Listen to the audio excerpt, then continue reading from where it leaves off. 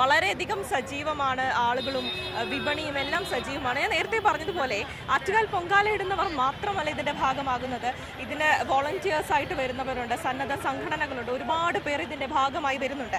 അപ്പോൾ അത്തരത്തിൽ നമ്മളിവിടെ കണ്ടത് ഹരിതകർമ്മസേനയിലെ വോളണ്ടിയേഴ്സും മറ്റ് അംഗങ്ങളും ഒക്കെ നിന്നുകൊണ്ട് നമുക്കറിയാം 2017 മുതൽ പൂർണ്ണമായും ഗ്രീൻ പ്രോട്ടോകോൾ പ്രകാരമാണ് ആറ്റുകാൽ പൊങ്കാല നടത്തുന്നത്. കാരണം ഇത്രയും വലിയൊരു ഇവൻ്റാണ്. ഇത്തവണയും അതിൽ വളരെയധികം ശ്രദ്ധ അവർ കൊടുക്കുന്നുണ്ട്.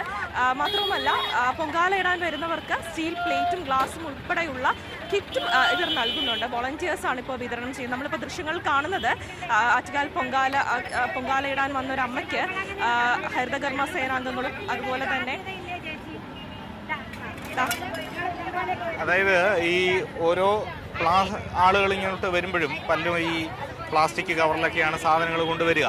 അപ്പോൾ അതിനൊരു പ്രതിവിധി എന്ന തരത്തിലാണ് ഇപ്പോൾ ഹരിതകർമ്മസേനയുടെ ശുചിത്വ മിഷൻ്റെയൊക്കെ ഭാഗമായിട്ട് ഇങ്ങനെ ഒരു ദൃശ്യം കാണാൻ കഴിയുന്നത്. കാരണം എല്ലാവർക്കും കൊടുക്കാൻ കഴിയില്ല എങ്കിൽ പോലും പരമാവധി ആളുകൾക്ക് ഒരു ബോധവൽക്കരണം എത്തിക്കുക എന്നതാണ് അവർ ഇതിലൂടെ ലക്ഷ്യമിടുന്നത്.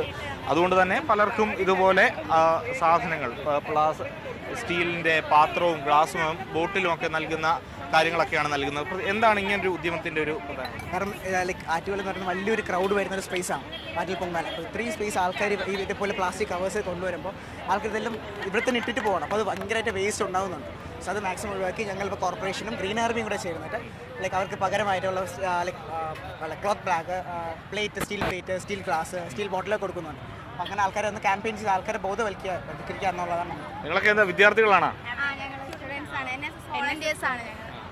അപ്പോൾ എങ്ങനെയുണ്ട് ആൾക്കാരോടൊക്കെ സംസാരിക്കുമ്പോഴത്തേന്? എങ്ങനെയാണ് എല്ലാവരും ഇങ്ങനെ അക്സെപ്റ്റ് ചെയ്യുന്നുണ്ടോ? അക്സെപ്റ്റ് ചെയ്യാറുണ്ട്. അവർക്ക് ഇതിനെക്കുറിച്ച് മുന്നേ ക്ലാസ് കിട്ടിയിട്ടുള്ള രീതിക്കാണ് അവർ ഞങ്ങളോട് സംസാരിക്കുന്നതും പെരുമാറുന്നത്. കുറേ വർഷങ്ങളായിട്ട് ഇതിങ്ങനെ ചെയ്തു വരുന്നതുകൊണ്ട് അവർക്ക് ഞങ്ങൾ പോയി സംസാരിക്കുമ്പോൾ തന്നെ നിങ്ങൾ കഴിഞ്ഞ വർഷം വന്നിട്ടുള്ളതല്ലേ എന്നൊക്കെ അവർക്കറിയാം.